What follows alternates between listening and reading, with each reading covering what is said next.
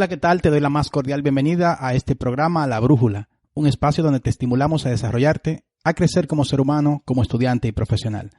Este podcast es producido por el Departamento de Orientación de la Pontificia Universidad Católica Madre y Maestra. Mi nombre es Alexis Rodríguez, soy orientador y en esta entrega queremos presentarte el tema que hemos titulado Un caso de curiosidad intelectual y autodescubrimiento. Para desarrollarlo tenemos a Fernando Camacho, quien es estudiante de primer cuatrimestre de la carrera de Derecho. Buenos días, buenas tardes, bienvenido Fernando. Vamos de inmediato entonces a pasar a nuestra entrevista.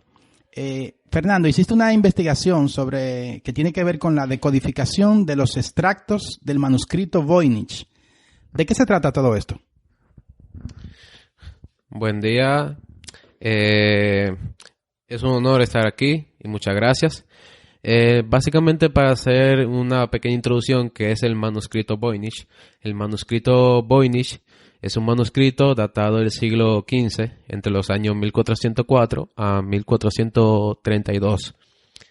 Es raro, en verdad, este manuscrito, ya que es un manuscrito que ha sido codificado. Nadie sabe de su verdadero autor. Y ha sido un tema de mucha controversia, ya que muchos científicos, incluso la CIA, FBI, ha intentado decodificar este manuscrito tan extraño y hasta ahora no han podido. Es un manuscrito que está catalogado como MS-408. Se encuentra en la Universidad de Yale, en la biblioteca Beinecke de libros raros y manuscritos. Muy bien. ¿Cómo tú llegaste al manuscrito? ¿Qué te condujo hasta allá? Yo sé que hay en ti una especie de curiosidad, ¿verdad? Así se llama nuestro tema de hoy, curiosidad intelectual y autodescubrimiento. Y vamos a ver luego cómo se conectan estas dos cosas. Pero ahora, ¿qué te llevó al manuscrito? ¿Cómo llegaste a él? Yo llegué a él de verdad como un día común y corriente. Yo fui a mi colegio normal.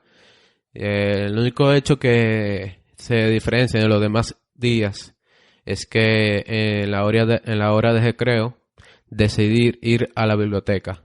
Cuando fui a la biblioteca, una profesora estaba hablando sobre libros extraños, libros antiguos, y justamente mencionó el manuscrito Voynich y me quedé un poco hablando con ella. Incluso después del colegio cogí un momento con ella y ella me dice que puedo investigarlo porque es un libro de mucho que hablar. Entonces, en ese mismo día, en la tarde e incluso en la noche, me puse a investigar el manuscrito Voynich y me centré en qué era y por qué era algo tan extraño y por qué todo el mundo dice que básicamente era como si fuese el santo grial de los libros, de la decodificación especialmente. Al llegar a eso me di cuenta que en la universidad donde se encuentra actualmente, había hace un año puesto en internet para cualquier aficionado que esté interesado y también quiera aportar algo intelectual, una teoría o cualquier cosa al manuscrito. Entonces ahí es que de verdad me entró la curiosidad, porque hacer como un manuscrito de 204 páginas y tener una gran variedad de literatura que nadie sabe qué es lo que significa, nadie sabe si es un idioma inventado, un idioma muerto, nadie sabe en verdad, simplemente es una codificación que nadie ha podido decodificar. Entonces, a hacer ya público, quise formar mi teoría. De manera entonces que tú llegaste a formular una teoría propia para poder descodificarlo, ¿verdad? Y tuviste que hacer, supongo que un montón de investigación. ¿Cómo fue todo ese proceso, toda esa experiencia de enfrentarte a la investigación y a la formulación de tu propia teoría? Bueno, yo llegué a investigar día tras día y tras día y noche tras noche, incluso acostándome tarde porque el manuscrito no es algo fácil que simplemente tú lo tienes que ver simplemente con una sola mirada. Es algo que tú tienes que mirar una y otra vez, porque aparte de literatura hay imágenes. Entonces esas imágenes tú puedes interpretarlas como tú quieras. Hay algunas que parecen como tubos, pero esos tubos parecen más plantas. Entonces hay que ver el punto de vista de persona de cómo está mirando esa imagen. Para mí, ese manuscrito está dividido en varias partes. Hay una parte donde hay un conjunto de plantas y esas plantas nadie sabe actualmente si son plantas desconocidas o plantas que nadie ha descubierto o simplemente plantas que el autor anónimo, porque nadie sabe cuál es el autor, ha inventado. También una parte de astronomía donde aparecen los signos zodiacales. También hay una parte como de preparación. Otra parte se ve que es como apuntes. Entonces, al yo darme cuenta de esto, ahí pude dar paso a mi teoría y lo que yo digo es que es un manuscrito ginecológico. Y de acuerdo a las imágenes que veo y de algunas palabras que, estando codificadas, se parecen algo a palabras así como en el inglés, he podido formular una teoría donde puedo decir efectivamente que es un manual ginecológico. Tú tuviste que leer, me imagino que diferentes materias, diferentes tipos de, como de libros o de otras formulaciones teóricas de otras personas. ¿Cuál fue propiamente como el área del saber, de la ciencia en la que te tuviste que sumergir un poco más para ir entendiendo todo lo que descubriste? Bueno, como materia en sí, diría yo como si fuese de historia, ya que es un manuscrito que data del siglo XV. Tuve que investigar qué hechos ocurrieron en el siglo XV, qué pasaba en el siglo XV y cómo vivían las personas en el siglo XV. Entonces, de acuerdo a mi teoría, pude decir el posible autor. El posible autor yo digo que sea un druida o un alquimista que haya hecho ese manual ginecológico y haya decodificado eso según sus enseñanzas.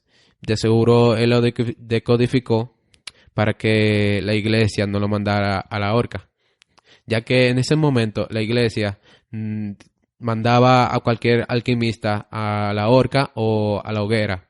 Entonces por temor a que lo quemaran, codificó sus descubrimientos para algún discípulo o algún llegado de él.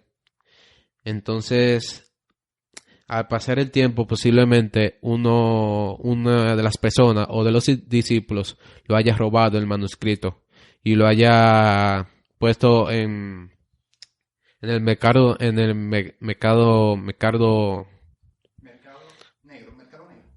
negro.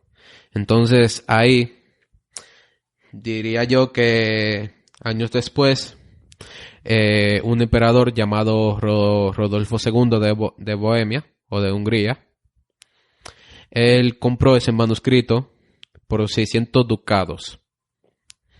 Eso no sé especialmente cuánto sería actualmente, pero según se dice que eso valdría mucho dinero. Hacer esto, él se quedó por un tiempo con este manuscrito, ya que él era una persona que le gustaba la alquimia y la astronomía. Le gustaba ese tipo de cosas. Incluso ese emperador llegó a contratar a alquimistas para intentar decodificar eso. Pero después de la muerte de Rodolfo II, uno de sus alquimistas que él contrató se lo quedó. Él se llama Roger Bacon. Él se lo quedó, incluso puso su nombre, haciendo como propiedad del manuscrito, que como fue él que lo escribió. Pero no fue así. Ya más adelante, el manuscrito quedó en una escuela jesuita, donde ya para el año 1912, un profesor polaco llamado Wilfrid Michael Voynich encontró el manuscrito en la hora de ventas de esa escuela jesuita, ya que estaba vendiéndose libros extraños. Al ser este profesor, vio este manuscrito, se interesó mucho y lo compró y se lo quedó. Intentó toda su vida intentar decodificarlo y murió en vano. No pudo saber qué lo decía. Y ahí es que llegó a manos de la CIA, del FBI e incluso allegados de la Segunda Guerra Mundial, porque ya que también los militares tuvieron que ver con mensajes de codificación. Ahí se intentó por un momento llegar a cómo podrían decodificar eso. O sea, intentaron con matemática, informática y de todo, y no pudieron. Una de las teorías más reciente es la teoría de una profesora británica, si mal no recuerdo, llamada Edith Sherwood, que ella afirma que el manuscrito es una especie de predicción que dice la fecha de Leonardo da Vinci. Según mi teoría, no creo que vaya a ser así, porque no me imagino a alguien diciendo que va a nacer una persona brillante como Leonardo da Vinci en tal día, supuestamente el 15 de abril. Yo digo que eso es imposible, que es un manual ginecológico y tiene mucho de qué hablar, ya que efectivamente, según las imágenes que yo puedo ver en el manuscrito, hay imágenes de úteros, de órganos e incluso de mujeres embarazadas y mujeres desnudas, y lo que aparenta ser un ciclo menstrual. Excelente. Ahora me gustaría saber un poco de dónde viene el interés por estos temas, si te caracteriza por ser una persona curiosa, cómo verdaderamente te encuentras con un tema como este y le dedicas tanto tiempo, porque ahorita fuera del aire me dijiste que pasaste aproximadamente un año y que fueron mucha lectura, que fue mucho trabajo, implicó cierta disciplina tuya el sumergirte tan a fondo en un tema como este. Quisiera que me diga de dónde viene esa curiosidad, cómo se genera todo, de dónde viene. Bueno, esa curiosidad viene desde muy pequeño, la verdad. Desde muy pequeño siempre me ha interesado animales prehistóricos como los dinosaurios o el tigre, dientes de sable. Siempre veía documentales. Siempre era muy curioso en ese ámbito. Y diría yo que cuando era pequeño yo quería ser paleontólogo. Pero al medida que yo pasaba el tiempo y yo fui creciendo, ese deseo de ser paleontólogo como que se me fue perdiendo y no tenía sentido de orientación, no sabía qué iba a hacer realmente con mi vida. Simplemente pensaba que iba a estar trabajando en un lugar así común y corriente. Pero mira cómo son las cosas de la vida. Siempre hay que tener curiosidad. Yo siempre fui muy curioso. Por lo tanto, si no hubiese ocurrido ese preciso momento en que yo hubiese decidido en ese día, en la escuela, en el recreo, yo ir a la biblioteca, en verdad yo no estaría en el lugar que yo estoy. La verdad, siempre hay que tener mucha curiosidad en la vida y siempre hay que preguntarse muchas cosas. Siempre he sido muy fan de la arqueóloga dominicana Katherine Martínez. Siempre me ha gustado el trabajo de ella y de ahí también nace la curiosidad de ser un arqueólogo. A pesar de que yo estoy estudiando Derecho, a mí me gusta mucho defender los derechos humanos y después de yo estudiar Derecho me gustaría ir a la UAS y estudiar antropología o arqueología. Me gusta mucho esa área y me gustaría algún día, si hay tiempo suficiente, trabajar mano en mano con Katherine Martínez. Excelente, eso es una especie de sueño que tienes, ¿verdad? Sí. Bien, mucha gente dice que la curiosidad mató al gato y habla muy mal a veces a los niños de la curiosidad. Sin embargo, vemos que la curiosidad es la madre de la ciencia, que la curiosidad es la que lleva a la creatividad, a la innovación, al descubrimiento de cosas nuevas. Y así a ti también te condujo a descubrir esa pasión que tú tienes por la arqueología, ¿cierto? Y mira qué interesante que lo estás combinando con los estudios de derecho en este momento, porque paralelamente también tienes esa sensibilidad de luchar por los derechos humanos. Entonces, te inclinaste por primero estudiar derecho y para luego entonces hacer antropología o arqueología. ¿Cómo tomaste esa decisión? ¿Qué te permitió como llegar a esa conclusión? La verdad, siempre he estado pensando en qué yo iba a estudiar, porque una de las primeras preguntas que siempre hice. Escúchame, cuando tú te preguntabas eso, debiste venir al departamento de orientación. No, que vaya. Por suerte, en el colegio que yo estaba, había un departamento de orientación muy bueno. Pero aún así, yo siempre me hacía esa pregunta, que yo iba a trabajar o que yo iba a estudiar. Pero siempre, siempre me he hecho esta pregunta, ¿qué yo iba a hacer en la vida? Porque ya que mi familia era muy pequeña y no era muy adinerada, que digamos, siempre he querido tener esa estabilidad económica. Entonces, también yo querer defender a los derechos humanos, me incliné mucho en el derecho, ya que también el derecho, diría yo, que mediante las materias que me van dando, voy viendo historia, también filosofía y haciendo muchas carreras donde yo puedo indagar y tener más la mentalidad abierta y así ver como un futuro claro de lo que está sucediendo en mi país y lo que está sucediendo en mi sociedad. Entonces, justamente después de pensar todo eso, me dije a mí mismo, cónchale, debo estudiar derecho y después voy a continuar con mi verdadera meta, que es antropología y arqueología. Ese es mi verdadero sueño a seguir en esta vida.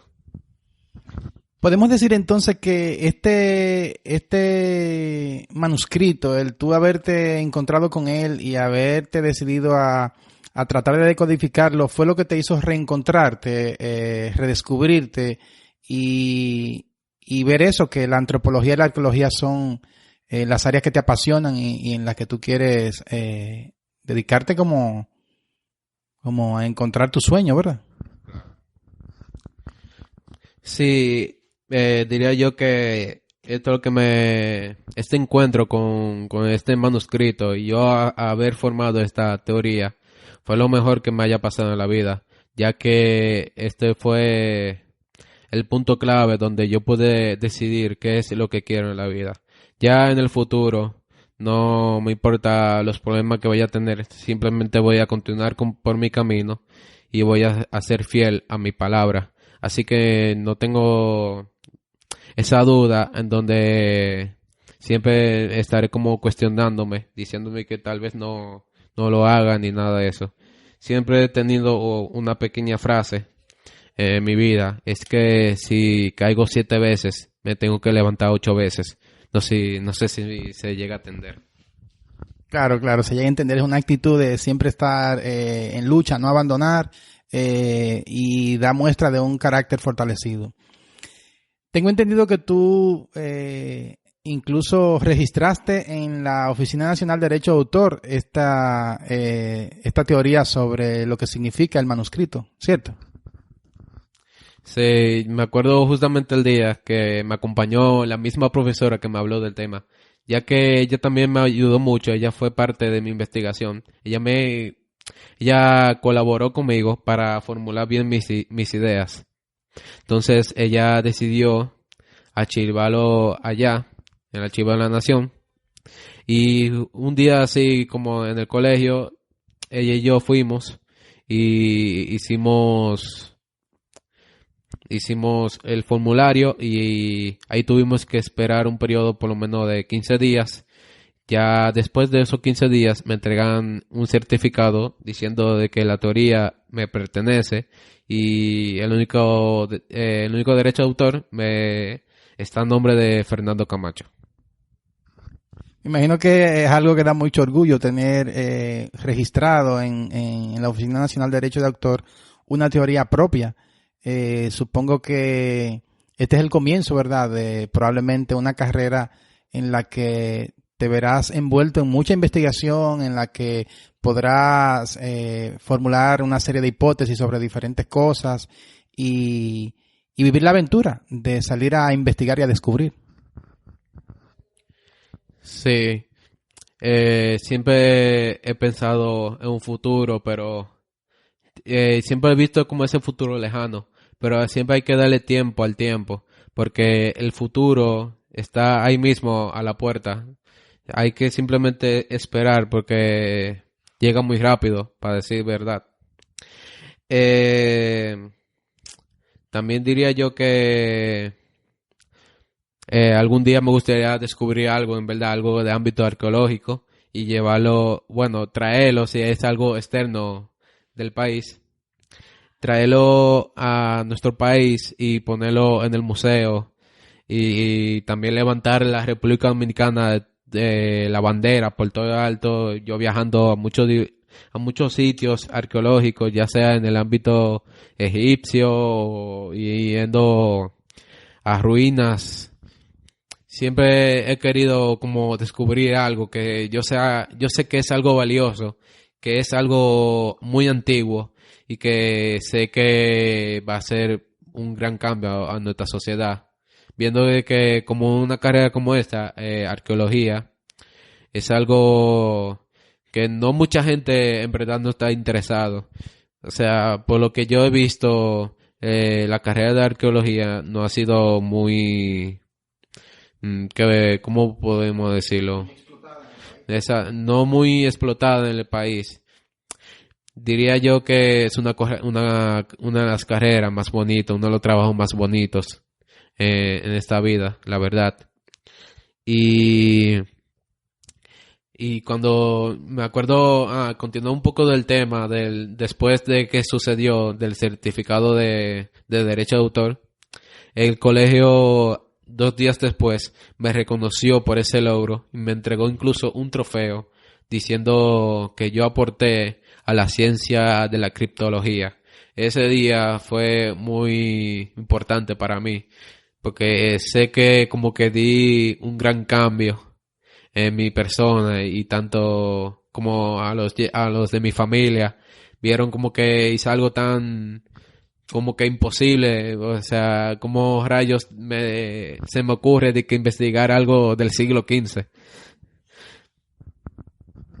Así como hay torneos, ¿verdad?, en el ámbito deportivo y como se le da tanta importancia y se subrayan los logros de los deportistas, en este caso principalmente en República Dominicana de los beisbolistas, yo creo que así planteaba alguien en una de esas charlas TED, no recuerdo su nombre, que debe haber una liga de cerebros también, en donde también las mentes pensantes, ¿verdad?, del área de la ciencia y de otros ámbitos, sean aplaudidos, sean reconocidos y se fomente el que la gente se dedique también a la ciencia.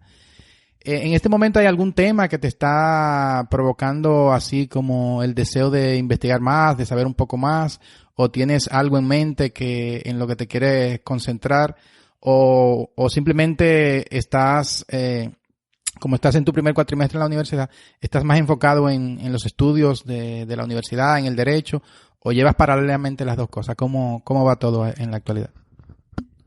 Bueno, siempre he tenido un equilibrio, pero le estoy dando más importancia, ya que como es el primer cuatrimestre de la universidad y estoy estudiando Derecho, estoy más centrado en mis estudios. Pero también cuando hay hay una posibilidad de tener un tiempo libre, cojo ese preciso momento para continuar con esta investigación porque todavía no lo he dado como clausura. Simplemente he dado a conocer la teoría que yo hice, pero todavía sigo investigando porque simplemente he podido descifrar o decodificar algunas palabras. Pero si llegase ese momento en que yo pudiera decodificar una página entera, ahí sí como ese día me caigo muerto de verdad. Pero a decir verdad, estoy sentado más en mis estudios. Ya cuando termine la carrera, mi próximo paso a seguir es estudiar arqueología, ir algún día a uno de sus trabajos de la doctora Katy Martínez.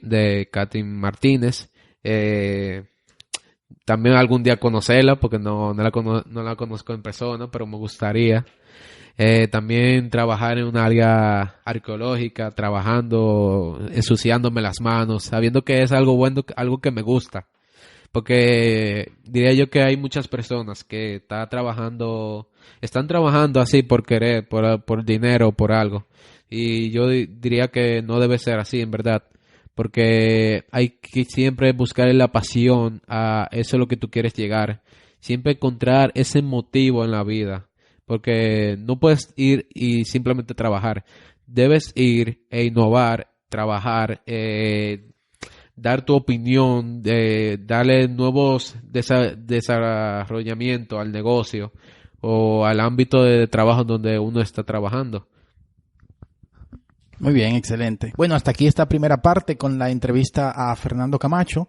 Les dejo que le pique la curiosidad para escuchar la segunda parte.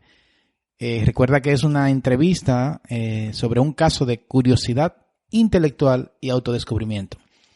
Recuerda visitarnos en oriblog.do, nuestro portal, y hacer las preguntas o solicitudes de temas a través del formulario de contacto. Síguenos en Instagram, también oriblog.do, y te puedes suscribir a Spotify o escuchar episodios más antiguos en iVoox, IVOOX. Hasta la próxima.